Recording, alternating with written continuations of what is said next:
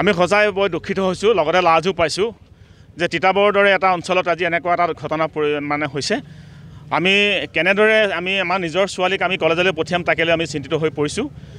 কলেজৰ পৰা ক্লাছ কৰি ঘূৰি যোৱাৰ পথত ছোৱালীজনী নিৰুদ্দেশ হ'ল আৰু তাৰ পাছত অভিযুক্তজনৰ কেম্পাছত লেট্ৰিনৰ টেংকিত তেওঁ মৃতদেহ উদ্ধাৰ হ'ল।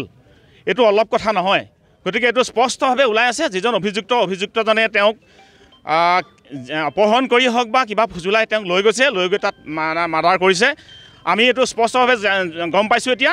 গতিকে আমি ৰাইজৰ পৰা আমি এটাই ন্যায় দাবী কৰিছোঁ যে যিজন অভিযুক্তজনক ফাঁচি দিব লাগিব। আমি এনকাউণ্টাৰ হোৱাটো বিচাৰিছোঁ।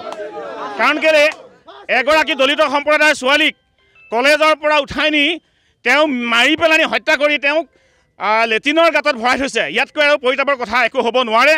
গতিকে আমি তিতাবৰ প্ৰশাসনক আমি দাবী জনাইছোঁ যে তেখেতক হয় এনকাউণ্টাৰ কৰক, নহ'লে ৰাইজৰ মাজলৈ এৰি দিয়ক। কাৰণ তিতাবৰত আমি পুনৰবাৰ এনেকুৱা এটা ঘটনা হোৱাটো আমি কেতিয়াও কামনা নকৰোঁ।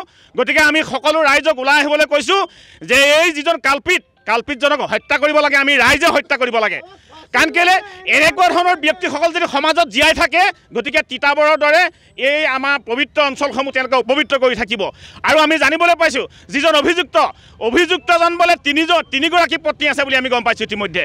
আৰু ওচৰ চুবুৰীয়া মানুহবিলাকৰ লগত আমি খবৰ কৰি গম পাইছোঁ তেওঁ কিবা তন্ত্ৰ মন্ত্ৰ কৰি থাকে আৰু সেই ওচৰৰ মানুহবিলাক তেওঁলোকৰ পৰিয়ালটোলৈ ভয় কৰে বুলি আমি গম পাইছোঁ। গতিকে এনেকুৱা এজন বিভীষিকাময় পৰিয়াল, সেই পৰিয়ালটো আমাৰ তিতাবৰত থাকিবলৈ দিব নালাগে। আৰু সমূহ ৰাইজে গোট খাই সেই পৰিয়ালটোক ইয়াৰ পৰা উৎখাত কৰিব লাগে।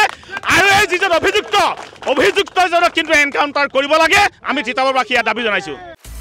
আপুনি বিচৰা বাতৰি পাব কেৱল নিউজ 18 এপত। নিউজ 18 এপ ডাউনলোড কৰিবলৈ স্কেন কৰক এই QR কোড। গুগল প্লে ষ্টৰতো পাব এই নিউজ 18 এপ।